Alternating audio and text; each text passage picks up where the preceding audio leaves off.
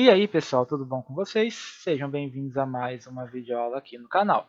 Sou o professor Tiago e nessa videoaula vamos fazer a correção do primeiro PET de 2021 de Física, da terceira semana do segundo ano do ensino médio, né? Foi uma revisão aí da energia potencial gravitacional. Então vamos lá, questão 1. Um corpo de massa de 5 kg é observado em duas situações. A primeira delas, movimentando-se com velocidade constante de 30 metros por segundo. E na segunda situação, em repouso a uma altura acima do solo. Então, considerando que a energia potencial gravitacional no solo é nula e que a aceleração da gravidade vale g igual a 10 metros por segundo ao quadrado, qual deverá ser a altura h para que a energia potencial gravitacional do corpo na situação 2 seja igual à energia cinética na situação 1? Então, muito bem. Então, a primeira coisa que a gente vai fazer vai ser calcular a energia cinética. Então, como é que eu calculo a energia cinética do corpo? Né? A massa dele é de 5 kg e ele está se movimentando com uma velocidade constante de 30 metros por segundo. Então, vamos lá. Então, a gente já sabe que a energia cinética, que a gente viu semana passada, é 1 meio de m, massa, vezes velocidade ao quadrado. Então, vai ser igual a 1 meio. Qual a massa do corpo? 5 kg. Qual a velocidade do corpo? 30 metros por segundo, ao quadrado. Então, vai ser 1 meio vezes 5 vezes 30 ao quadrado, 900. Então, vai ser 1 meio vezes 5 vezes 900. 900 vezes 5, 4.500. Então, vai ser 1 meio, né? Ou seja, metade, 4.500. Então, a energia cinética dele é de 2.250 joules, certo? Então, aí ele perguntou qual deverá ser a altura h para que a energia potencial gravitacional do corpo na situação 2 seja igual à energia cinética na situação 1. Então, ele tem 2.250 joules de energia cinética. Se ele tivesse energia potencial gravitacional, qual seria a altura? Então, vamos lá. Então, vamos calcular aí a energia potencial gravitacional. Como é que é a energia potencial gravitacional? mgh, ou seja, massa vezes aceleração da gravidade vezes a altura. Então, a gente sabe a energia potencial, que vai ser igual à energia cinética, porque uma energia vai se transformar em outra. Né? Lembrando que a energia não se perde, não se cria, a energia se transforma. A energia cinética vai se transformar em energia potencial gravitacional. Então, 2.250 joules vai ser igual à massa do corpo, 5 kg, vezes a aceleração da gravidade, 10 metros por segundo ao quadrado, vezes a altura h. Então, 2.250 é igual a 5 vezes 10, 50. 50 vezes h. O 50 está multiplicando, passa para lá, dividindo. Então, h vai ser 2.250 dividido por 50, que dá 45 metros. Então, a altura h para que a energia potencial gravitacional do corpo na situação 2 seja igual à energia cinética na situação 1 é de 45 metros. Existe uma outra forma de fazer esse cálculo? Existe. A gente pode usar, por exemplo, que a gente vai ver lá na questão 5, certinho? Mas, por enquanto, esse jeito também está correto. O outro jeito é mais simples, porém um pouco mais elaborado. Mas quando chegar na questão 5, eu volto a comentar com vocês. Então, vamos aí para a questão 2. Considere um objeto qualquer de massa m. Eleva-se esse objeto a uma certa altura h em relação ao nível do mar. Se elevarmos esse mesmo objeto a uma mesma altura na superfície da Lua, esse objeto vai adquirir a mesma energia potencial gravitacional?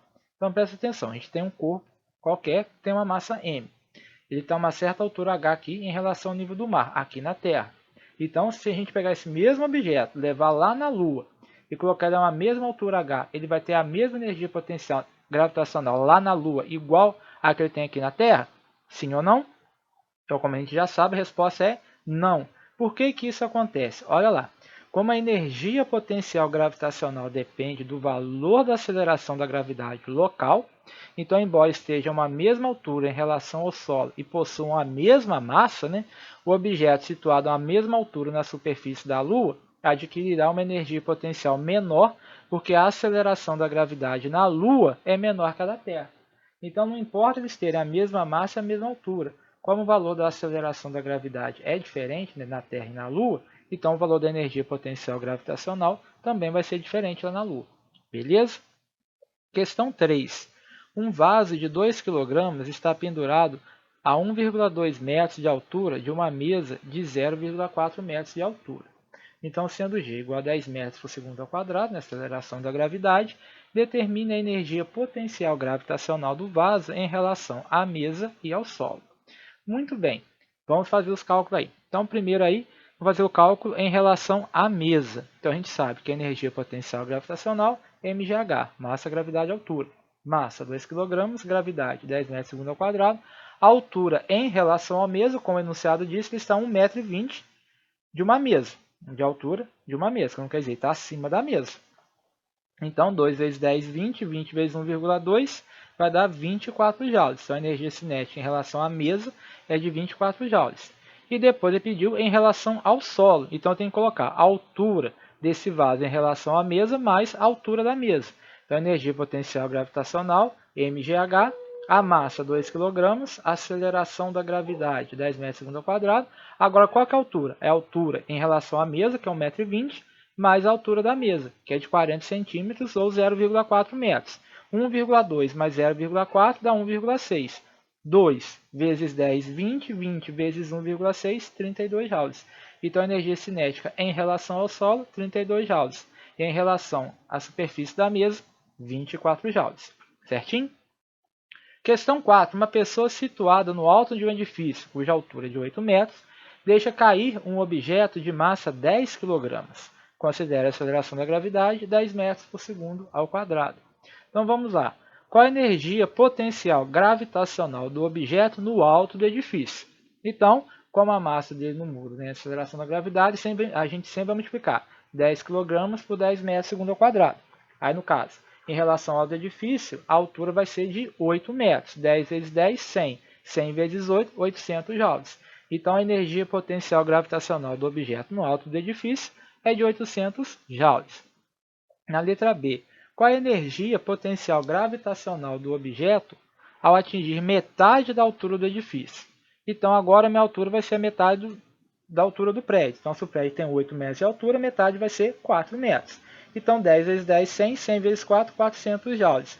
Então, observe que a energia potencial gravitacional depende só da altura. É uma função linear. Então, se a altura cair pela metade, a energia potencial também cai pela metade.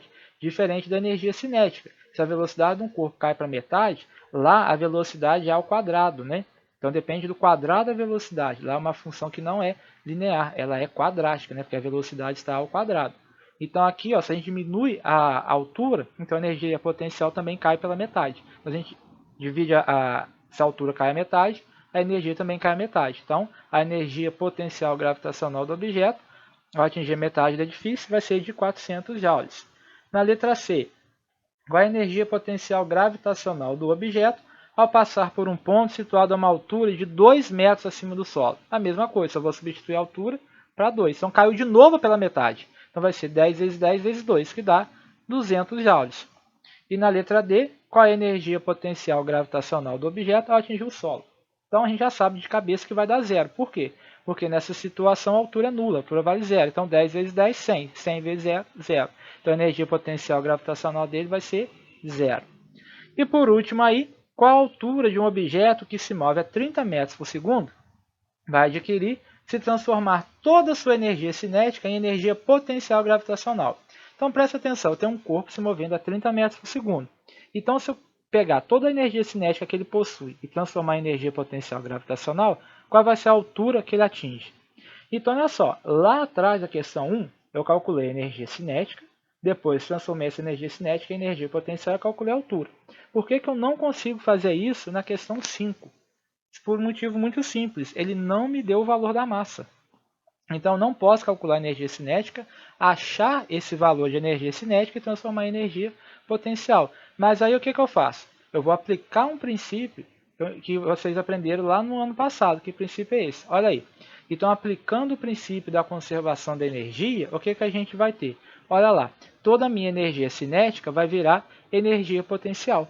Então, quem que é a minha energia cinética? 1 meio de mv ao quadrado, que é igual à minha energia potencial, que é massa, gravidade vezes altura. Olha só, eu tenho massa do lado esquerdo e massa do lado direito. O que eu faço? Corto. Então, o que sobrou? Do lado esquerdo, v ao quadrado sobre 2, e do lado direito, g vezes h. Como eu quero calcular a altura, então o g está multiplicando, passa para lá dividindo. Então, a minha altura é quem? Velocidade ao quadrado dividido por 2 vezes a aceleração da gravidade. Então, quanto que vai dar substituindo aí? Se a velocidade dele é de 30 metros por segundo, vai ser 30 ao quadrado sobre 2 vezes a aceleração da gravidade, que é 10. 2 vezes 10, 20. 30 ao quadrado, 900. Então, ficou 900 sobre 20. 900 dividido por 20 é igual a 45 metros.